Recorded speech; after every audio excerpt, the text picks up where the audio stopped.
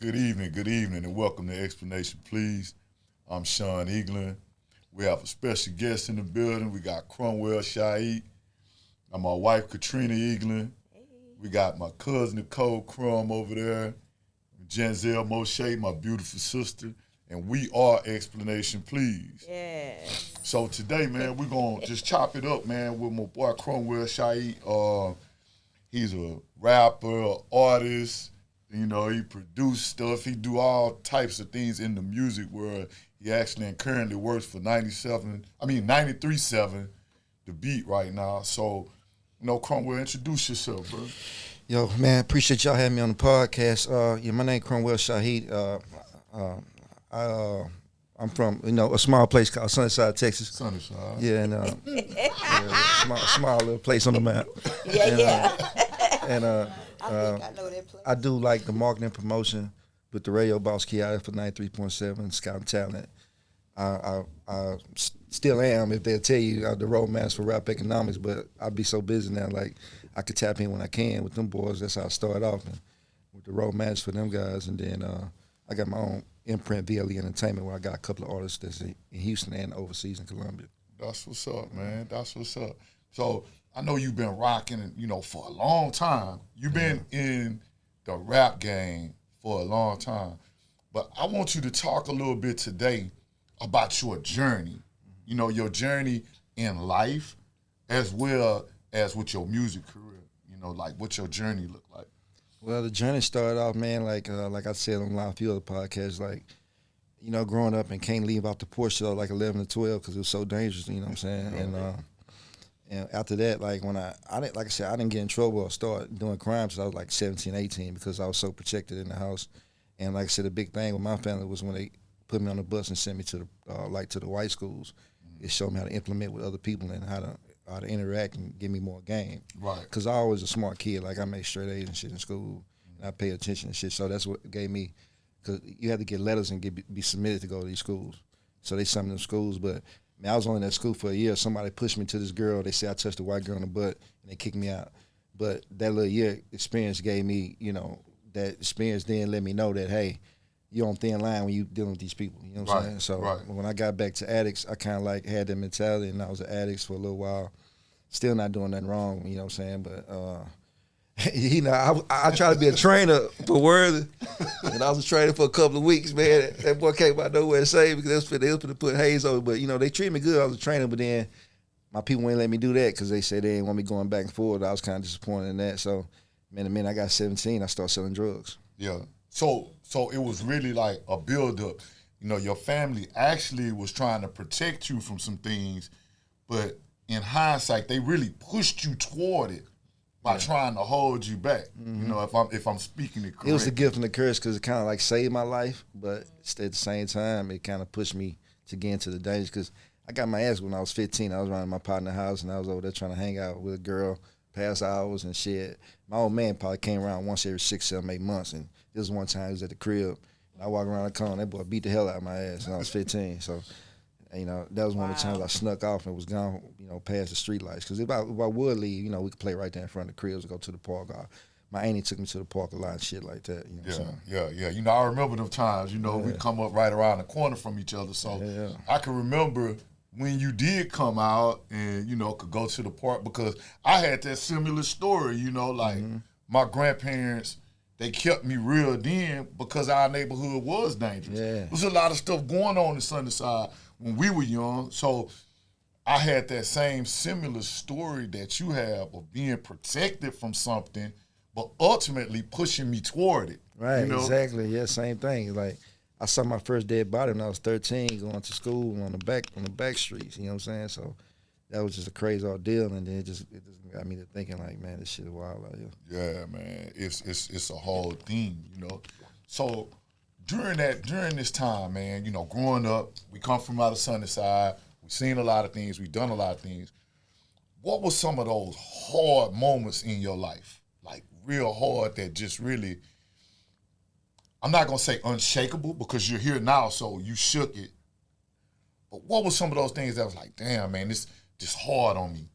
I remember I was running 3 drug houses, and I went selling no dope in Houston, and I was at my I was still living with my grandparents and shit house. Well, in and out. And shit, I'm looking outside and I see the Jump Out Boys van pull up, and next door to my house is where they really selling dope at, but they kept coming to my house.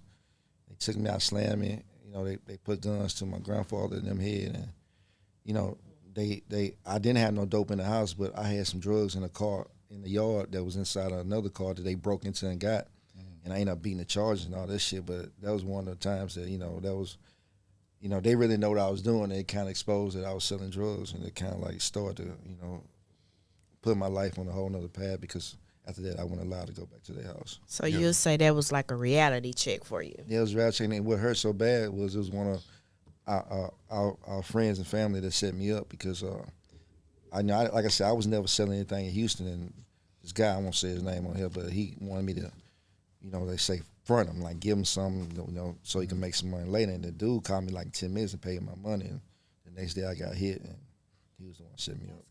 Wow. And that just changed your whole family dynamics, because now your grandfather and them, now your people don't want you around. Yeah, because they found $5,500 cash on me. Like, they know I ain't got $5,500 cash. Well, I get $5,500 cash. I had a car that nobody know about that I was parking at my great-great-grandma's house way on the back streets. When I leave and shit, I walk back there to the back streets and jump in the car and leave. But I was still going to school, though, every day. Right. And, I know you know Sean, because he had a car, too. Yeah. yeah. She ended up keeping one of his cars. So you went through that when you were younger, and here it is. Okay, you make it through that, and you get your first child, Cyrell. And I remember when you had Cyrell, you was so happy. You called me, you like, hey bro, I got a son. This, that, and the third.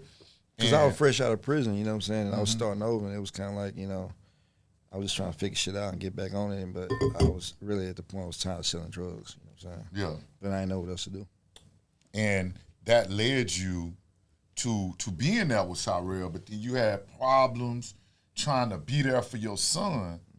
Yeah. And that alone, it pushed you into a dark place for a few minutes. Yeah, I was depressed for a long time, because it's like, man, when you trying to be there for your kid, you trying to do something, and it's just like you got the rubber bands put in place. It's like it was very difficult, you know what I'm saying? And just to, I just wanted to let him know that I was always trying to be there. At the same time, trying to push the music at the same, because that's what drove me to start writing music, because I really never was serious with the music. We just started rapping, whatever, but I got serious with the music. That's how I met Kiati, being serious on that note, and then be able to get in the mix and actually know how to make this into a business, because that shit was driving me crazy, man. I had to go down to Falls for Equal Rights, all the kind of shit, like, shit that people that don't do, yeah. Yeah, I went through all that shit, man, you know what I'm saying? I paid child support payments after the kid was with me. But I never complained about it. I just kept pushing and let them know I was there for them. You know what I'm saying? But yeah, that was one of the crazy events. Yeah, and I know that was in your life. It's like, here it is. I'm trying to do everything that I think I'm supposed to be doing. I'm trying to be here for my son. I'm putting up with the resistance from trying to be here for my son, and I'm trying to do this music thing, and it's a window in your mind. So you thought, it's a window that you need to fit all this in. Yeah, because you're trying to crunch everything into one pot, because you all over the place, you know what I'm saying? You're trying to figure this out. You're trying to figure out your real life. You're still trying to get revenue, and you're trying to create a new life for yourself, you know what I'm saying? And that was the thing. It was like, it was just communication things, like things that could have been communicated a little bit better, to where it couldn't be no frack. But, man, like I said, with me, my dad was a once a year dad. He'll make a Christmas list and say he's gonna come and not show up. You know what I'm saying? Yeah. So, when I'm trying to, do that, so it's like, sometimes, it's just how it is. But I learned over the years it was just more of a tool just to try to, make things not, comfortable. Right. So here it is, you're a young father that didn't have a father full time. So you learn from, the people around you. So who were some of the people that influenced you to be better, if there were anybody? Shit, Red. Uncle Shit, Red. Big Dave. Shit, y'all. Just seeing how, y'all with the organization of getting money together and being like togetherness, you know what I'm saying? But as I started to get older, I started seeing one together as I thought it was, but I was sitting on the outside looking in. But basically that was basically it. And then later on, G Money, you know what I'm saying? Yeah. G Money taught me how to go to the upscale places. You know what I'm saying? You know what I'm saying? I didn't eat shrimp till I was 18. So he taught me how to go to the upscale areas. And shit. He taught you to look outside of Sunnyside. Yeah. You know, because when you growing up in it, it's hard for you to see out of it unless somebody show you, you know, So you, it's a way another out. side Right. to life, you know. So sitting back watching you as I've watched you over these years, I want you to share this, man, because this is something, and I know it's a subject, but I want you to share this, man, how it was to have somebody you love, man. You had a wife and you lost your wife, you know, and what type of strain did that put on you? Because here it is, you lost your wife and you have kids. So it was a little. Let's go back a little bit. So dealing with the whole journey with the first one, Cyrell. So then I met somebody, and then you know I was with that person, and then we got together, created a union, and then she had kids already. Then I had kids with her. You know what I'm saying? And I was transitioning over from being selling drugs into a whole nother game. You feel me? Right.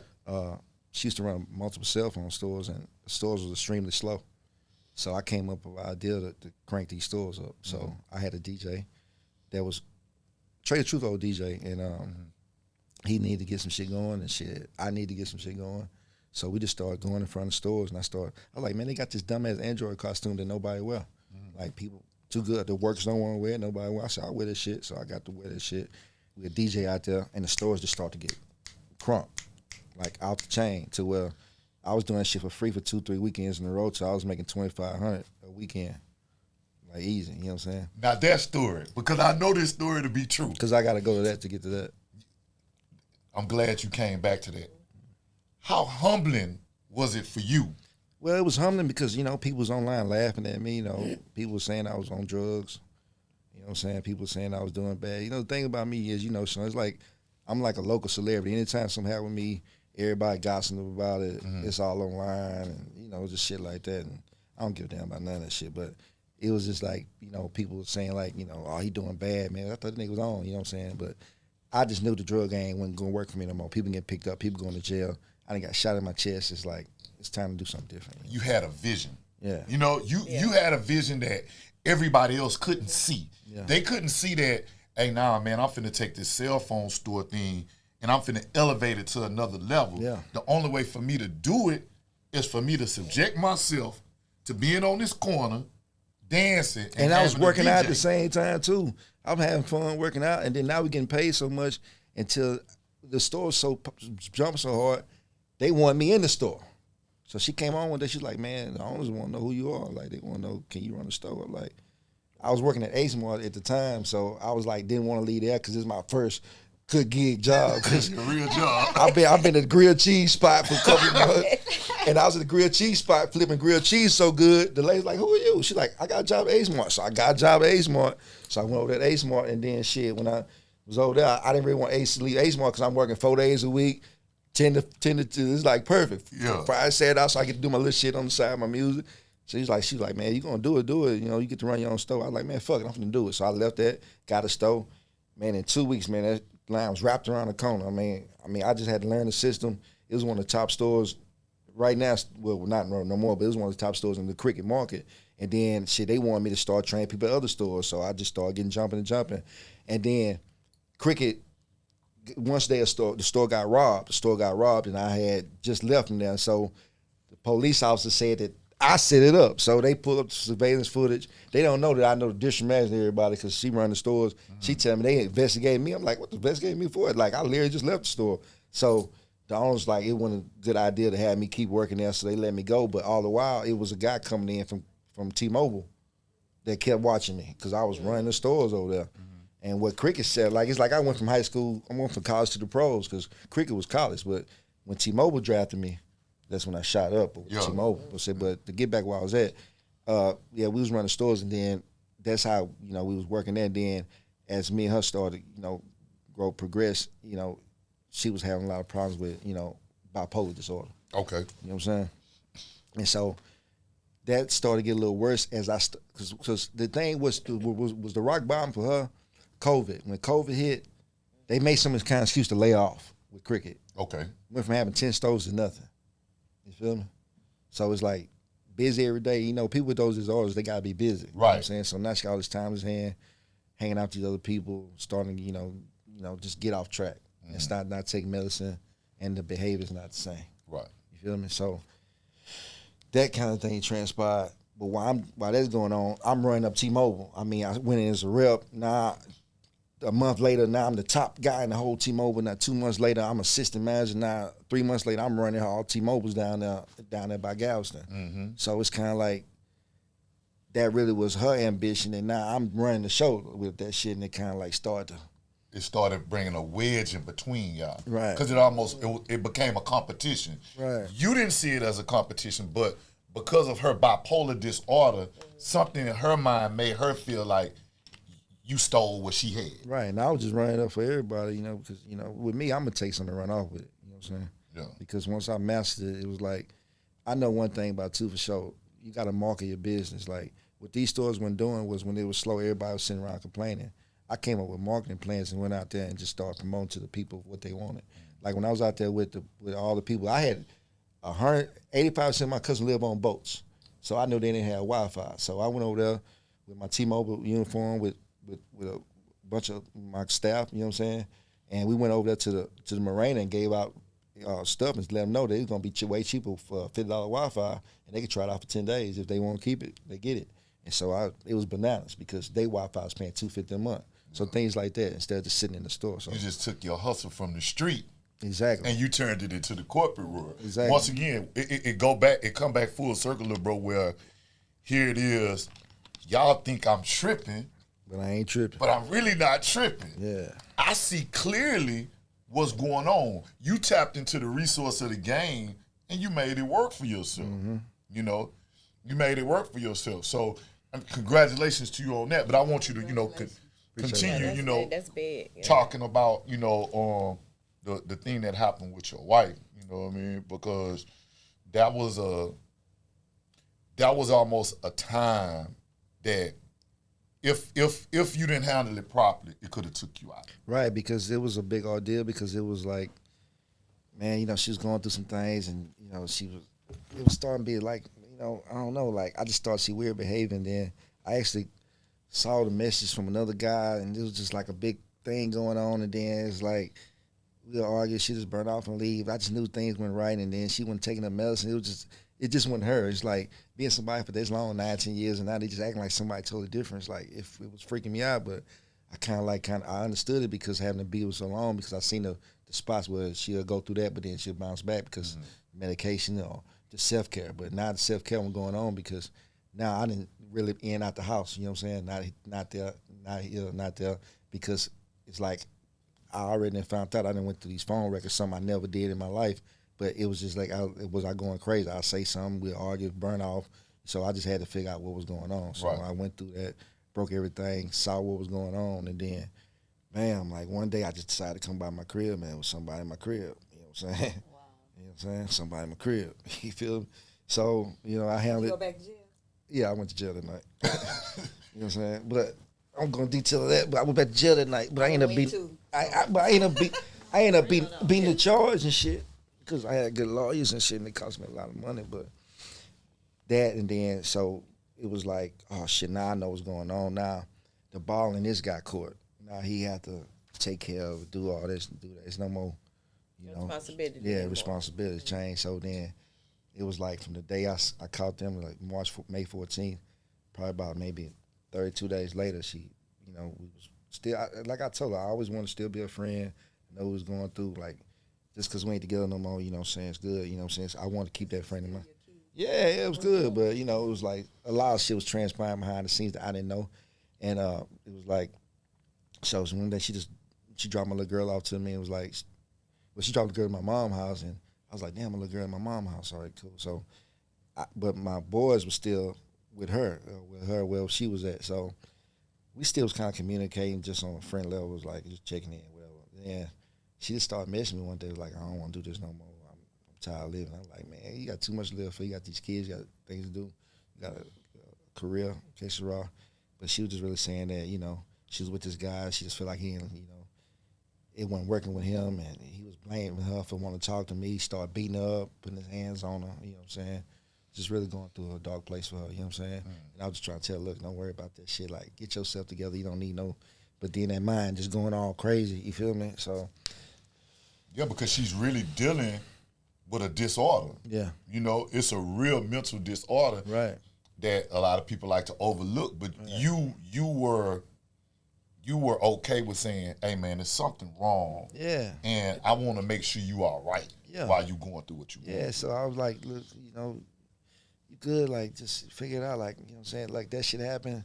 Don't worry about that shit, Case Rock, because it was crazy how it happened, because I had like $200 in my glove department, and when I came back the next morning from after going to jail, my money was gone. You know what I'm saying? The dude went to my car, stole my money, he was wearing my shoes, it was crazy shit, but, yeah, but, yeah. But it's just like the mind was all over the place. So it's like I was just trying to, you know, tell like, you know, you good, like, you know what I'm saying? I said, look, man, if you need to go somewhere, go trip, like, you know, get the kids up, go somewhere. You know what I'm saying? Like, just trying to, because I already, because I know, because I didn't have this kind of before, like when she went on medicine, like trying to trip and like thinking about to having these thoughts. So, and her mom had committed suicide before. So it ran in the family. Yes. It was a family history. Yeah, Okay. this was 2 years. It was 5 years prior. Mom had committed suicide, so it was just like it was a big thing. You know what I'm saying? So it was a lot. You know, like I said, we had a great deal. I don't got no ill will to say. Just when people get off their medicine and not being in tune of that situation, you gotta be ready to lock in and know what's going on. You can't. Was she on that medication prior to her mom passing, or did she get on it after her mom? After. Yeah, because every anniversary when her mom would have passed, she'd just be in the bed for days and days and days, and we had to come up with a theological solution. You know what I'm saying? Because it was just getting too bad. And so that's awareness, and thank you for bringing that, because for us, especially women, that self-care, like checking in, being in tune with yourself is so important. We have to take care of ourselves, and when we are dealing with something and we're going through some things, you know, mentally, and especially with her dealing with that bipolarism, that's a real thing that women deal with. You hear a lot more so women dealing with that than you hear males deal with that. Yeah. I understand that trigger though. Yeah. That unexpected death of your mom. Yeah, it was just out of nowhere. Yeah. I mean, the crazy part about it, you know, it was, you know, just a regular day, and you get that call out of nowhere, and now it's like she had just talked to her, and it was just like it was instant, man. You know what I'm saying? And then that's when things started to slip, like, you know what I'm saying, go backwards. I'm gonna be honest with you. I have a family member that's bipolar, and it's either you good or you bad. Yeah, and there's no It's in the no middle. happy medium. Yeah, there's no in the middle. It's no in the middle. Yeah. It's either I'm in a good mood, blah, and then I just want to stay in the bed all that's day it. or I didn't witness snap it. at you for no reason. Yeah, I didn't witness it. So it's no in between. Either No, I'm it happy takes a special or I'm kind not. of person. It takes a special kind of patience. You gotta really care about that person to deal with that, especially if they insisting on not taking their medicine. So here it is. I.e. Kanye West. Yeah. So here it is. I mean, real Cromwell. talk. He bipolar. Cromwell, you dealing with a bipolar wife, trying to be. And I didn't know that at successful. first. It just started coming on as time progressed, as you started to figure shit out. Yeah. So you just you really had to you work through it. Yeah. You basically had to work through it. Like, okay, I'm dealing with this, and I'm trying to work. Don't want to go to prison. Not trying to sell drugs. Trying to provide for my family. Got one son over here. His mama making it hard for me. So here it is, man. You got all these things you juggling while trying to keep you together. While trying to keep you together. Yeah. You know? And then still trying to focus on them stores too. That was the hard part. And the good thing is, like they was kind of, you know, they gave me a little leeway with, you know, I was going through that shit. But like I said, we was messaging on the phone, and I'm just trying to see what's going on. And she messaging back and forth, and she was like, "Man, I ain't finna do this shit." So I'm trying to see what she had. I don't know what she had, because when nobody at our crib after all that shit ordeal, I wasn't going to the crib, and they weren't going to the crib because they weren't going to the crib. They was thinking like I was a madman. You feel me? Yeah. Because I ain't even tell you, like when I get to that point later. But it's like, you know, it was like I'm going crazy. I'm, you know what I'm saying? Because I just went to jail. So it's like I'm the madman. So they don't want to be over there when I'm there. That's the perception. You feel me? So it's like nobody been at the crib. So I don't think that she going to be at that crib. So I didn't know what's going on. So I'm thinking she out there with the guy. So we mentioned back and forth. And then shit, I don't hear from her for a while. And then she popped up and she called me. And she was like, man, I took all them pills, but they didn't do shit to me. I said, well, you know what that mean? You don't need to be doing nothing. You know what I'm saying? Like, you good. It's like, she said, yeah, now I'm finna get up, take a shower. And I just thought it was good. Man, next thing I know, I get a call the next day. They saying that she dead in our house. I'm like, what? So this is from my people from out of town. That's good with me. You know what I'm saying? So they call me and they tell me that because I don't even know what's going on. So I rush over there. When I go over there, shit, the cops take me and slam me on the car. They think I didn't kill her. They had me as a murderer. They thought I was a murder suspect. Because when they found her, when she killed herself, she had, I guess, it was a long story how she killed herself, but she hit her head and there was blood coming down. So they thought that somebody had get voice trauma, so they had to pull the videotape from the ring camera from across the street. So I never been there. But I was going to go over there thinking that she might have been over there, though. And that really would have got done. Good thing you did. I would have been out on bond twice. Yeah. Good thing you did. Then they had put on my record, saying I was out on bond, and then she was telling people I might go crazy over there. So it was just like, yeah. And then so here it is, you lost your wife. Nah, I got to plan a funeral. You feel me? I got to plan a funeral because you married. I can't just get out of this. Yeah. You know what I'm saying? So It's on you. I got to plan a funeral, and then I got with the people. We got put it together and shit, and they really respected me because I didn't keep her in Houston. I sent her back down there To the valley. with a father and them. That's where she was at, and they respected it. And I just felt like that. Us the kids, we always got control to go down there and go visit, whatever. But that's with her immediate family, all her family. You know what I'm saying? So I was just thinking of that aspect of it. You know what I'm saying? That's a dad kid, and he was in his kid life. So, Right.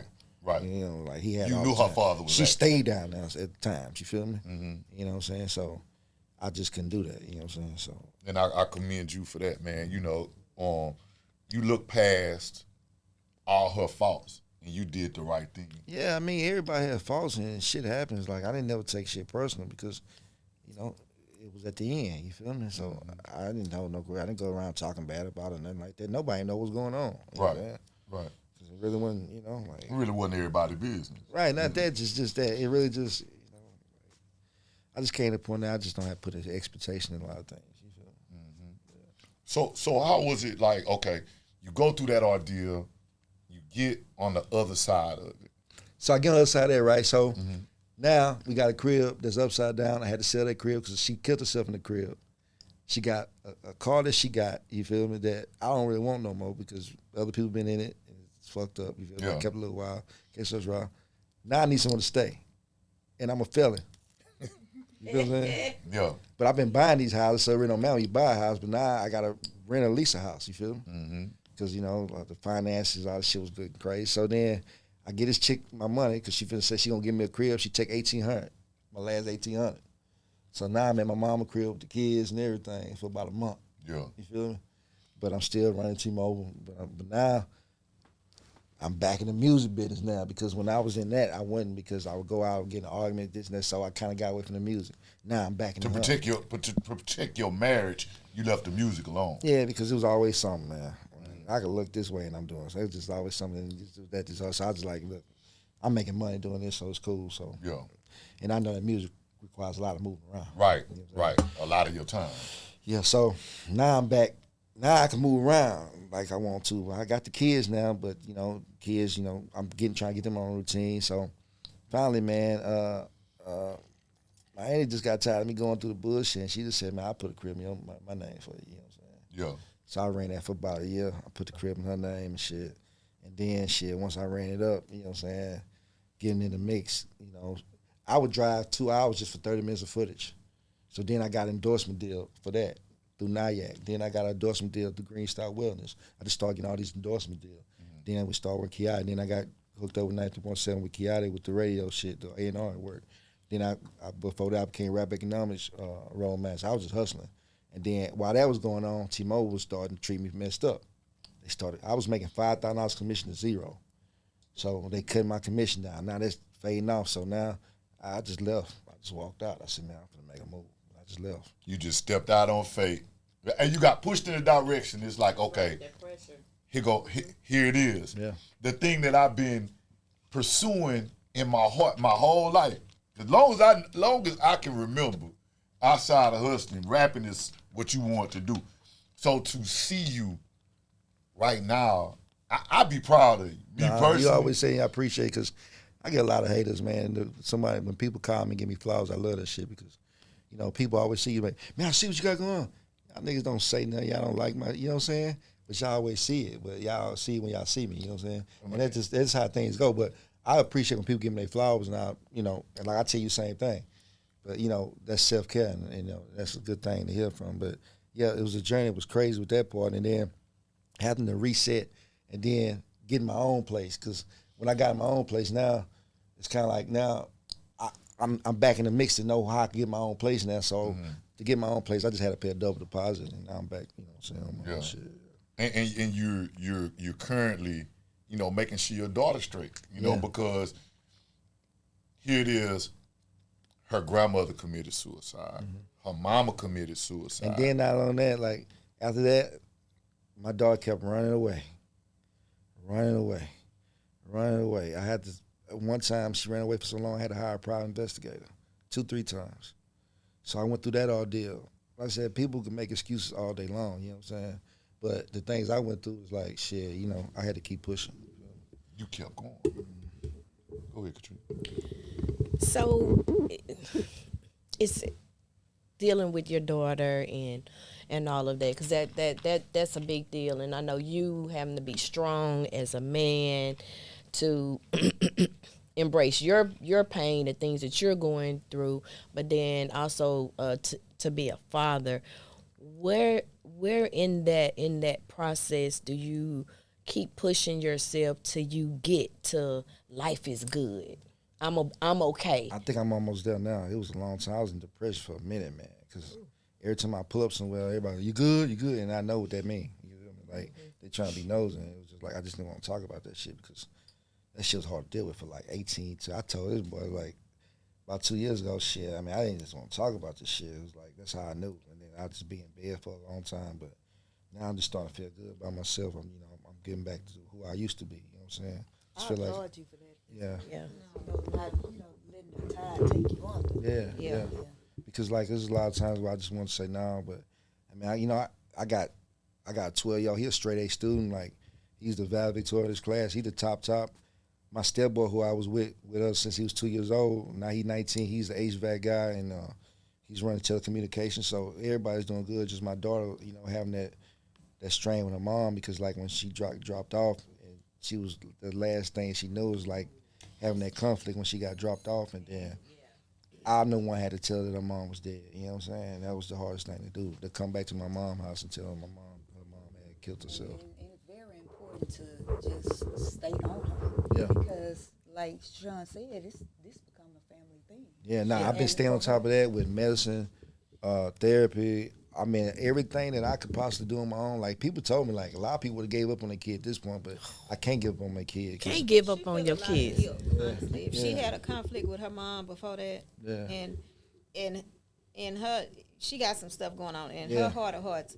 She didn't get a chance to tell her mom bye. She didn't get a chance to make it right. She feels she's holding a lot of guilt. And that's the transparency, and that's what I was explaining to a lot of these people. Like, one thing about me and my daughter, we got a relationship like no other because she know that I understand her. You know what I'm saying? Because I done dealt with it at times too.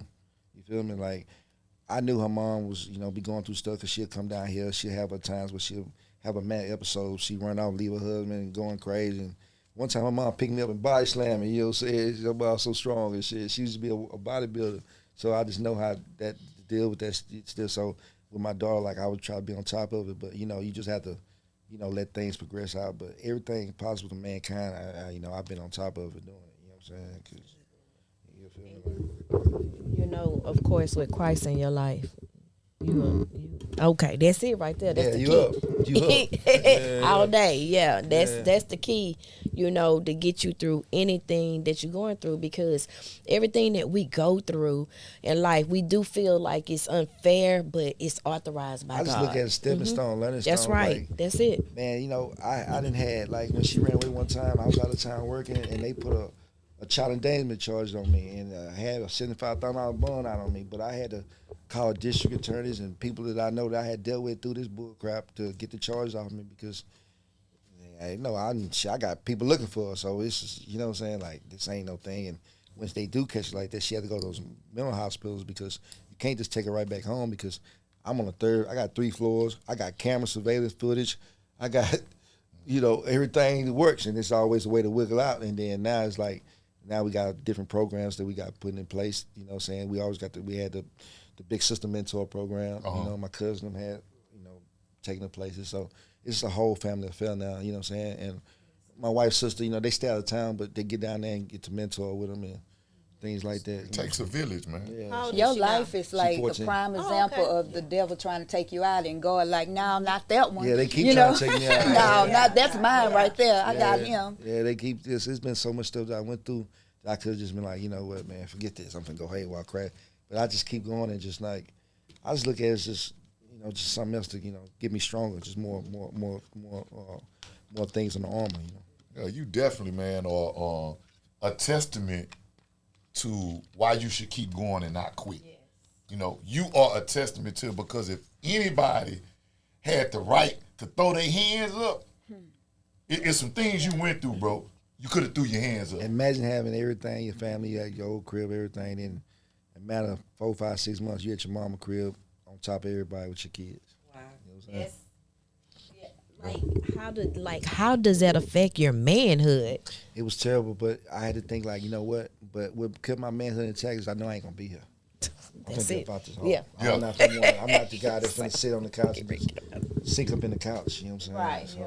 that's Hustle the only never thing. But stopped. it would focus your manhood if you just gonna sit there and sink. Yeah. Before you know your manhood gone and you don't even know it. Yeah. So you had a no lay down mentality. Yeah. And then I don't care about what people say about me. You know what I'm saying? Like, I never care about what people think. Like, people say things about you, and it's when you got something going on. So that just made me going. So I just know, like, hey, if I gotta get out here and start back dancing in front of the stove to get extra money, or I'm finna figure it out. I always say they talked about Jesus, so why would you think they're not gonna talk about you? Exactly, man. Because the people talking crap about you, they can't buy a burger when they want to. But I go buy me a burger when I want to, or whatever. So that's. I used to always say people have more bills than jobs. Yeah. And I always trying to look at what somebody else got going on. Baby, worry about what you got going on. You over there struggle bus. I'm on okay. The struggle bus. Yeah. Man, I want to touch on this here. I was telling my wife, I was telling Katrina about it earlier. I said, I remember Cromwell, man, had a style. You had a style. Way before it became popular. The style they got now. I invented You this. always wore loud. No, for real. He always wore the loud tennis shoes, the loud clothes. Yeah. He might have on a pink shirt with I like the shirt though. with a purple stripe on it. Man, I remember my best outfit. I had a yellow polo shirt with the plaid and blue and yellow polo shorts, the yellow polo socks, the blue polo shirt. You know what I'm saying? Plaid polo bucket. And people like, oh, that's too much. But shit, everybody liked it. Yeah, you know what I'm saying? but that's you were a Your trendsetter. personality. You were a trendsetter before it became a trend. Yeah, Jimmy said all the time, like, you the white nigga dress code. Yeah, for real. Like, I see all these youngsters out here with all that loud stuff on. I'm like, man, Cromwell did that 20 years ago. Yeah. You know, 20 years ago. I remember you made it popular to wear remember you used to have the Flash Gordon shirt on. Damn right. You know? Now you see everybody with that shit on. Everybody wearing that type of stuff. That shit now. $100 about now. Yeah. You know what I'm saying? You know what I'm saying? But you were doing it back then. So I guess what I'm saying is when I look throughout your life, and I hope you can see it, you always been a visionary. Yeah. You always could see And I know how to reinvent. up the road. And I know how to reinvent. I know when something ain't right, and I know how to keep. I try to reinvent before one thing crash out. Right. Cause everything don't last forever. So you said a mouthful. So I try to reinvent. You know So do you feel like because you have that knack, that ability, that gift, that's what's making you successful at 93.7 now? Well, that would make me successful because being consistent, you know what I'm saying? And not just sitting down and just like, just chilling. Like, and then, like I said, I got a club too that we do, you know what I'm saying? Club Canada. Okay, tell us about the club. The number, it was number 1, but the number 2 club right now on the Washington Strip, Club Canada, because this other club down the street edges out by a little bit, but it's one of the best top 40 clubs on the Strip right now. We don't charge, usually we don't charge no entry fee unless we got a major artist something now.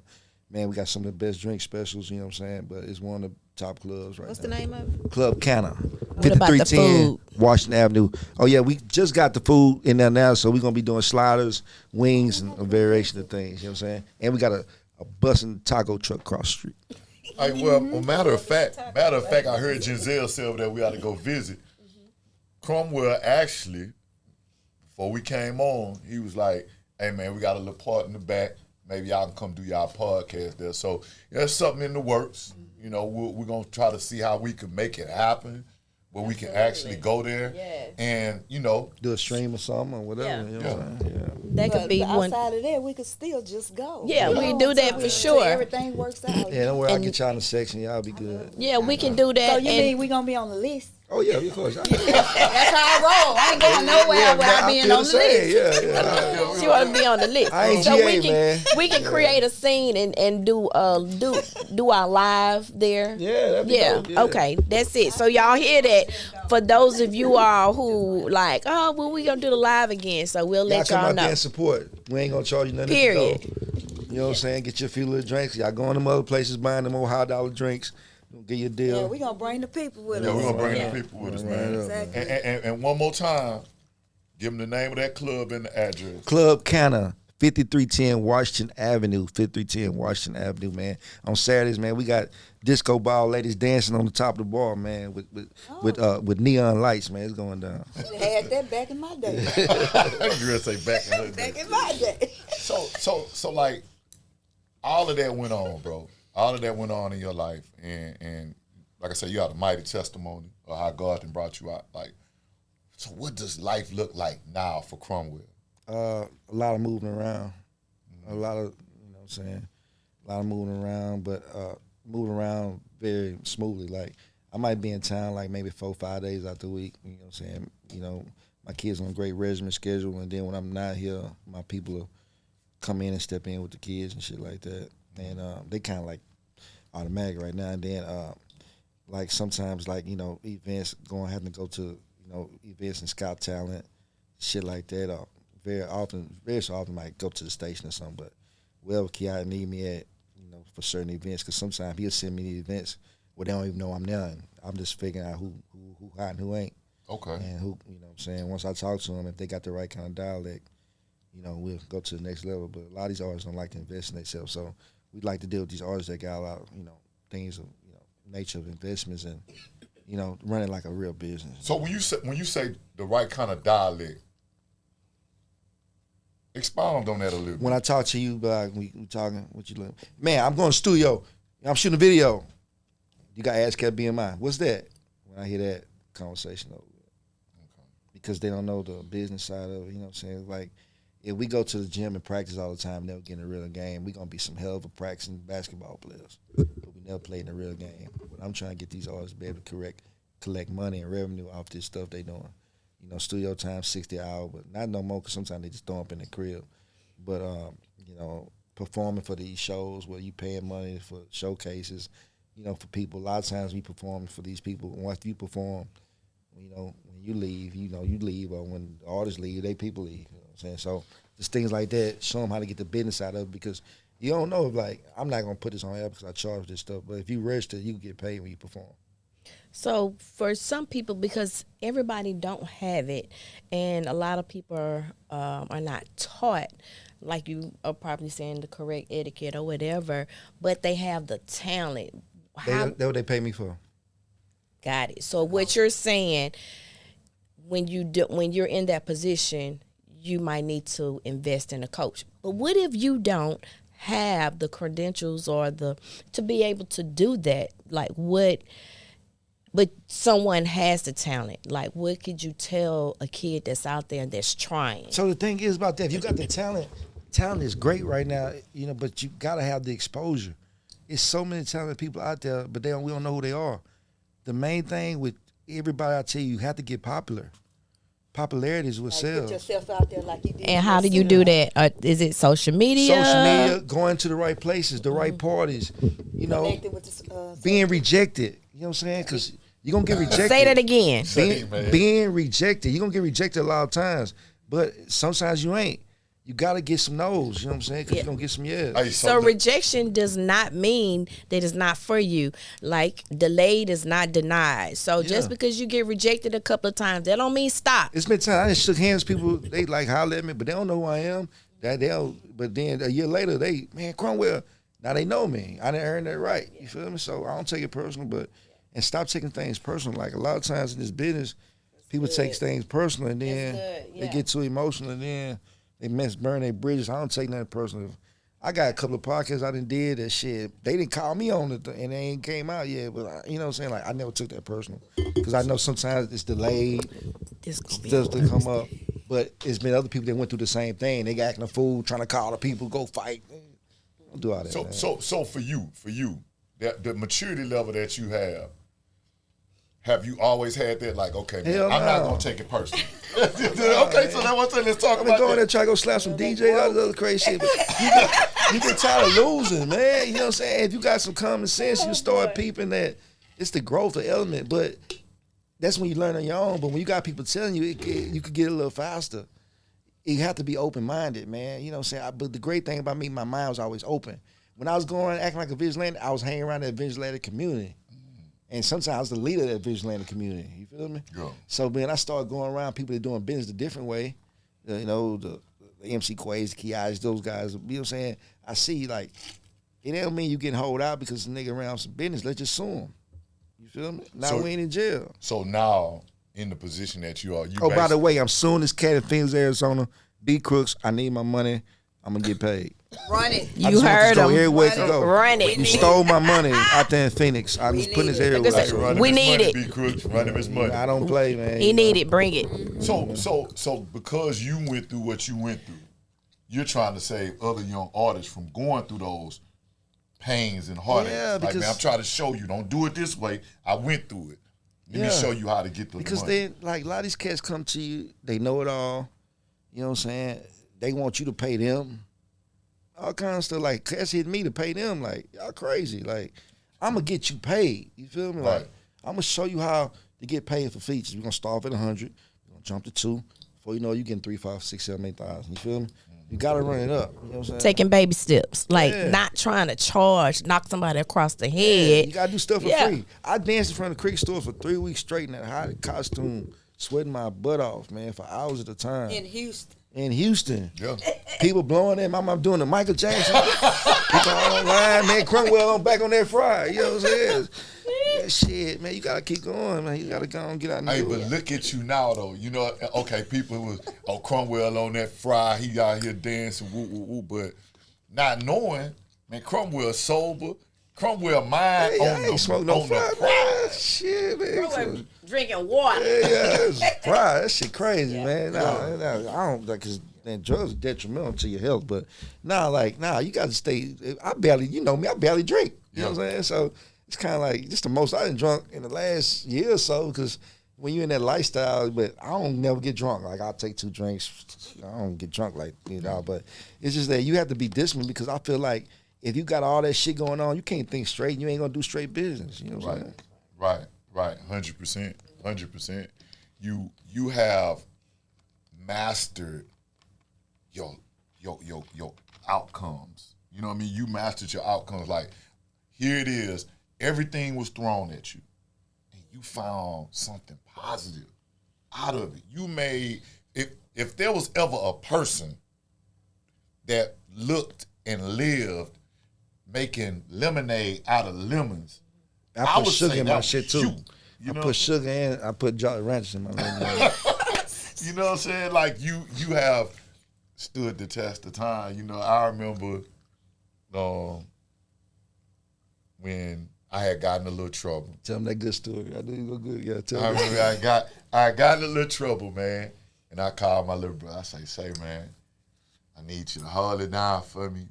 I need you to come drop me off downtown. I'm gonna be gone for a couple of months. I didn't know what I was good. But I seen something in you. I knew I was doing. I was fucking with you. I seen something in you, and to see you progress through the things that have came your way, you know, I want to say. And then I had a lot I'm of, proud. but you don't know about that too. I had a lot of people tugging on me then, but I kept it straight and narrow, nigga. And I always came down there and seen you. Yeah, know you what I'm can't saying? see me out every time. You know what I'm saying? So it's like people don't do that shit, but I know how bad you was to me.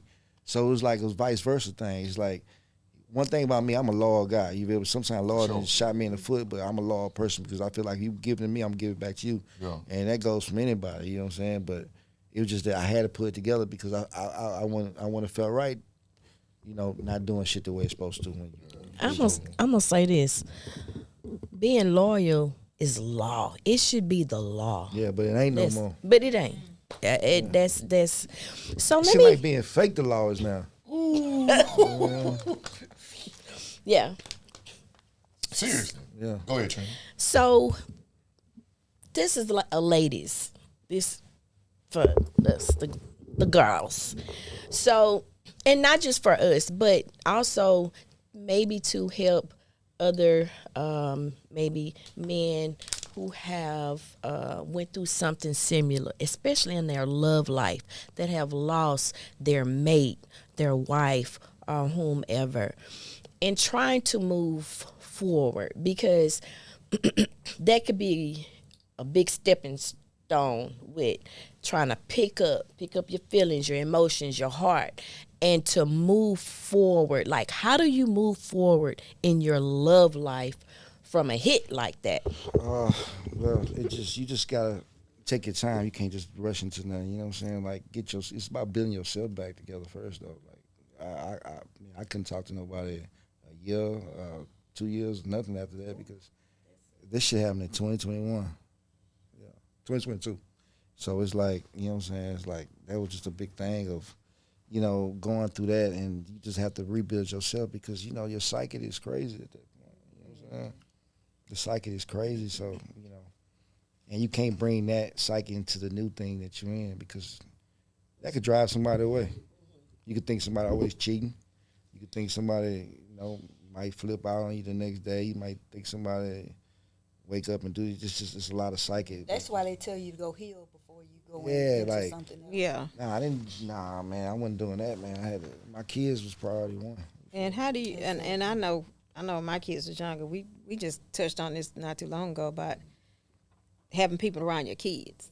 You know what I'm saying? It wasn't Yeah, even that that wasn't time. going with me. Like, see, I was always real funny about that. Yeah, cause like, I didn't. Nah, hell no, that wasn't happening at all. Like nobody was. Nah, I didn't never even get into that because it's like my kids are kind of different, and what they do is like it could have been like that on the other side, but with me, I'm different with the kids. Like I just want them to. I want to make sure whoever I got around me, you know, as far as even when introducing to my friends or people I know, I want to know these some real people that's gonna be in my life. Got or, you. know what I'm saying? Got or you. Who they are, like. Yeah, because you can do whatever to me. But Yeah, before they I start don't do engaging with anything to my them. kids. Yeah, and shit they like off that. limits. Yeah. But yeah, that wasn't the easiest thing. But you have to build yourself back up. And, yeah, get that psyche out of you. Because if you try to do that right there, you're gonna run everybody off. Because you're gonna be paranoid, you're gonna be tripping, you might cry in the middle of the night, all kind of shit. You know what I'm saying? Because those are real emotions. Yeah, you know, don't like- want to bring your problems to somebody else. So Yeah. But then at the same time, you want to be open with their new person, Yeah, their of new course. relationship, and let them know what happened Yeah. in case you do cry in the middle of the night. and they're there. yeah. I'm just saying, like before you all the way healed, because like when you're not healed, it's just that you're not gonna be right. You know what I'm saying? So. That's definitely true. It would have to be like a special woman to be able to come and cover a man that has dealt with that. You know, It It just have to be a woman that wants to be there. It's just you know? communication. That love the Lord or something. You know? It's just communicating and having that I guess that intel that the same kind of like in touch. You feel me? But you can't never duplicate what something else was because it's a whole different thing. Because the world turned, you know. Yeah. I'm not even that same person no more.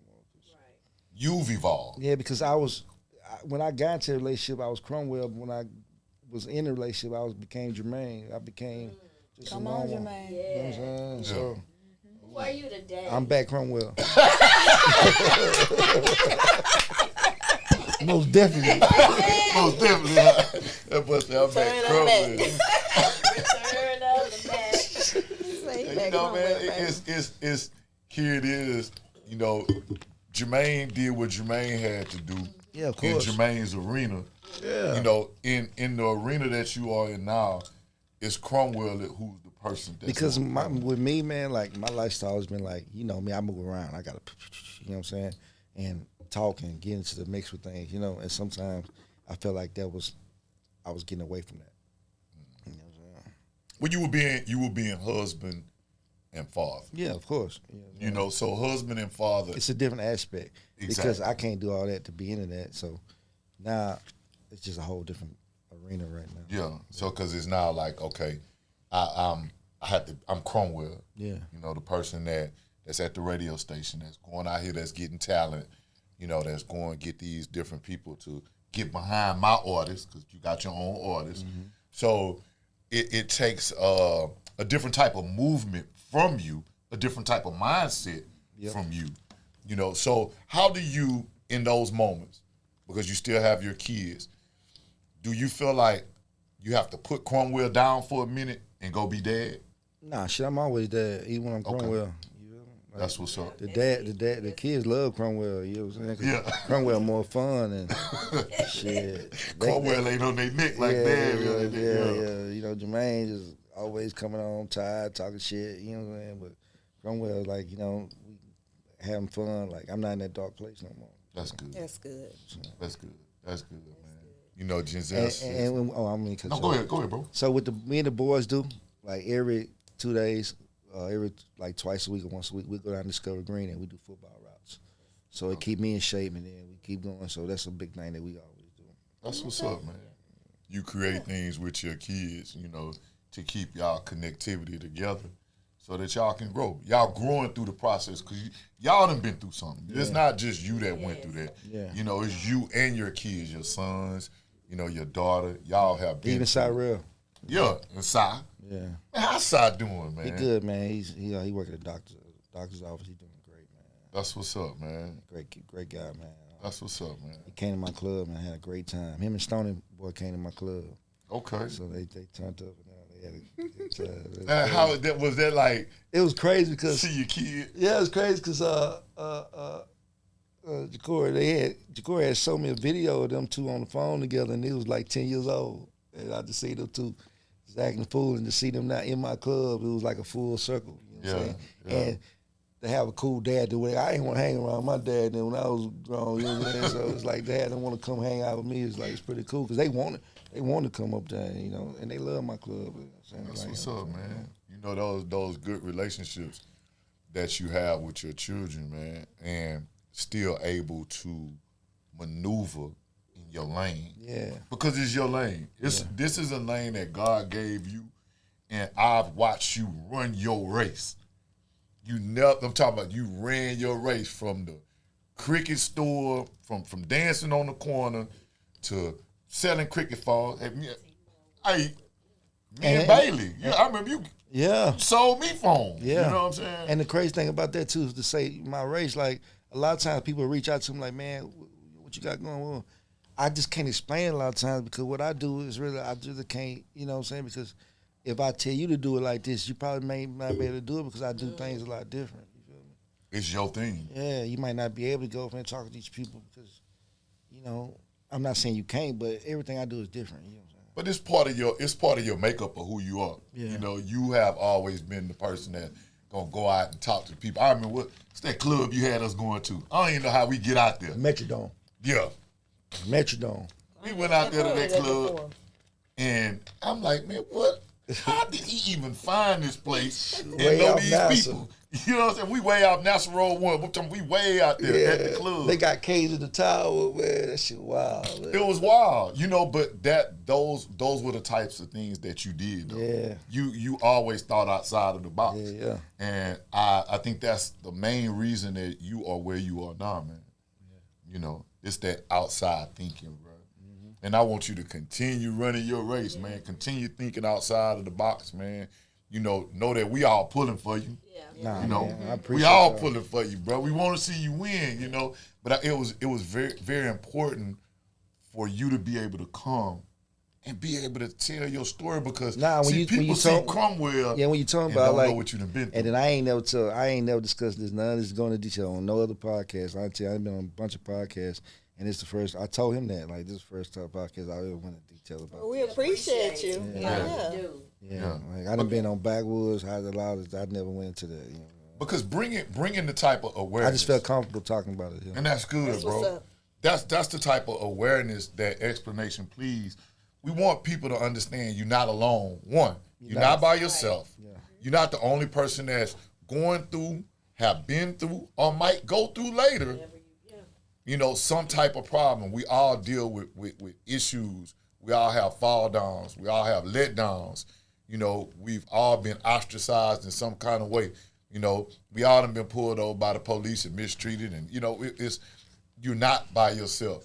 You know, Giselle said the other day on the show, she was a smile away from a jump. You know, and that just it still sit with me. Yeah. You know, and then you know Nicole, she shared about what she was going through. You know, here comes Cromwell, somebody else. Mm-hmm. That didn't know nothing about what we talked about. But he had the same similar story of what he was going through, you know, dealing with a wife with a bipolar disorder. You know, it's so many times we sweep things under the rug in our community, in our lives, period. We sweep things under the rug instead of talking about them. It is very important to bring awareness because if you're aware of something, you can get past it. Yeah. You know, I really believe that. That's real talk. Yeah, man. So do anybody else got anything for Mr. Cromwell, man? You know, I know he got a busy schedule. He got to go jump and go do this and do that, you know what I mean? And we appreciate you coming through, but I want the ladies, man, to have anything they want to say. I just appreciate you for sharing, you know, letting everybody know things that not just black men go through, but men in general. Because everything that you said, somebody done been through it.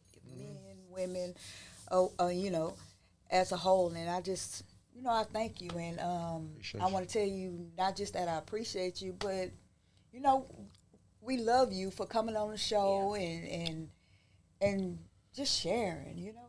So I really appreciate it. I think you guys are having me. A lot of people are too tough to say stuff or they feel like we're worried about what people say. I just feel like that I was ready to tell my story, especially on a platform like this, because I've been tuning with y'all through Facebook, and it's always a positive message on there, and I just feel like that people need to hear it. And like, you got to just keep going. And, you know, I was going through, I never knew what depression was till after doing research, because in the hood, you can't be depressed. You crazy. Especially men. I think that you men feel like you have to hold up everything for everybody else, so you never get that time to, you know, woosah, relax.